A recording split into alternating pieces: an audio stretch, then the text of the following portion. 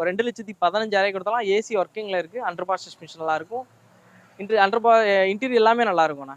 ஓகேண்ணே. வெளியில எந்த இன்டீரியர் காட்டியிருக்கீங்க? ஆமா, கொஞ்சம் இடங்கள்லாம் காட்ட முடியலண்ணா. ஓகேண்ணே. ஓகேண்ணா. அடுத்து 13க்கு 14 டீசல் ஃபிகோண்ணே. EXI வேரியன்ட் தான். சிங்கிள் ஓனர் கண்டிஷன்ல இருக்கு. ஏசி பவர் ஸ்டேரிங் வந்துடும்ண்ணே. அண்டர் பார் சஸ்பென்ஷன்லாம் இருக்கும். இன்டீரியர் ரொம்ப நீட்டா இருக்கும்ண்ணே. நல்லா ஃப்ளோர் மேட் போட்டிருக்காங்க. எவ்வளோ காட்டுங்க. நல்லா சீட் கவர் போட்டிருக்காங்க. டச் ஸ்கிரீன் செட் இருக்கு. Basic model AC power steering மட்டும்தான் வரும். பவர் விண்டோ கூட வராது. ஆனால் இன்ஜின் அண்டர் பார்ட்ஸ் பார்த்தீங்கன்னா சூப்பராக இருக்கும். நீட்டாக வச்சிருக்காங்க. ஒரே ஆள் ஓட்டின வண்டி.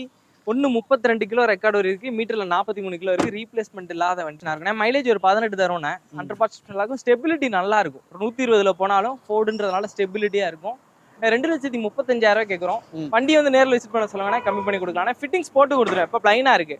டிஸ்க் பிளாக் அடிச்சு வீல் கப் போட்டுருவேன். மட்ஃப்ளா போட்டுருவேன். சென்ட்ரல் லாக் ரிமோட்டு போட்டுருவேன்.